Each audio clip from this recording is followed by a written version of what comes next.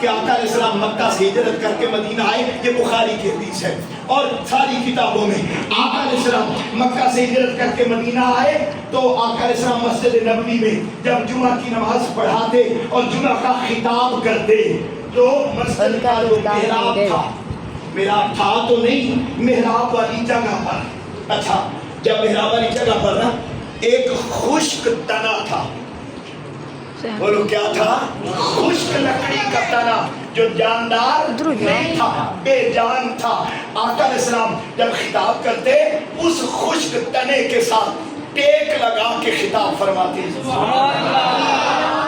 ایک جمعہ، دو جمعہ، تین، وقت گزرتا گیا، مدینہ میں لوگ سیٹل ہو گئے، بخاری سنا رہا ہوں، بخاری کیا ہوا؟ وقت گزرا، ایک بڑھیا خاتون، آخری جملے ہیں میرے، توجہ سے سنو کہ یہ محبت بندے کو دیتی کیا ہے۔ یہ راتوں کو جاگ کر بیٹھنا، آقا کے لب و رخسار کی بات کرنا، آقا کے چہرہ انور کی بات کرنا، آقا کے اخلاق کی بات کرنا، یہ ساری رات بیٹھ کر تذکرے، یہ کوئی اضافی شے نہیں ہے۔ آقا خود ان ساری باتوں کی ترغیب اپنی زبان سے عطا فرما کے گئے۔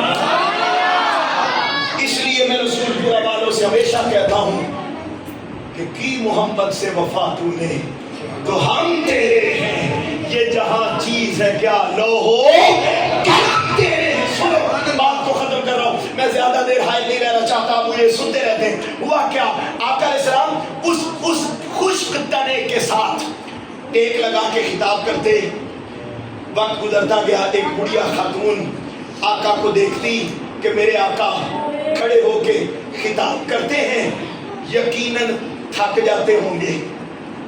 یہ جملہ محبت کے بغیر کوئی نہیں ہے۔ وہ خاتون نے سوچا میرا محبوب تھک جاتا ہوگا، کیا ہوا؟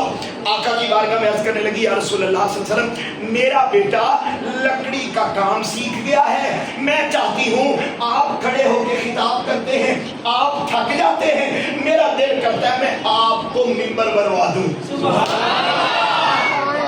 اور آئی وہ آقا کی بارگاہ میں تھی، آقا کی بارگاہ میں نہ تو ہے ہی نہیں، ایک لفظ نہیں ہے جو تیرے لب پہ نہیں ہے۔ آقا نے فرمایا جی اب بنوا دیں۔ اگلا جمعہ آیا، مختصر کر رہا ہوں، اگلا جمعہ آیا، منبر آ گیا، آقا علیہ السلام نے خطاب اس خشک تنے کے ساتھ ٹیک لگا کے نہیں کیا بلکہ منبر پر بیٹھ کر فرمایا۔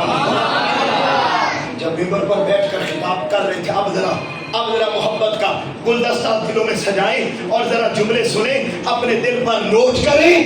بخاری کی حدیث ہے، آقا علیہ السلام کیا ہوا معاملہ؟ آقا علیہ السلام بیٹھ گئے منبر پر، خطاب جاری ہے، اور وہ خشک تنا، کون سا یار؟ خشک کھجور کا تنا، خشک بے جان، جاندار نہیں تھا، استون حنانہ کہتے ہیں اسے، استون حنانہ، خشک کھجور کا تنا۔ آقا علیہ السلام کیا ہوا معاملہ؟ ادھر خطاب کر رہے ہیں، اس خشک تنے سے یوں رونے کی آواز آئی۔ ایک حدیث میں لفظ ہے جیسے اونٹنی کا بچہ روتا ہے، ایک میں لفظ آئے ایسے جیسے چھوٹا بچہ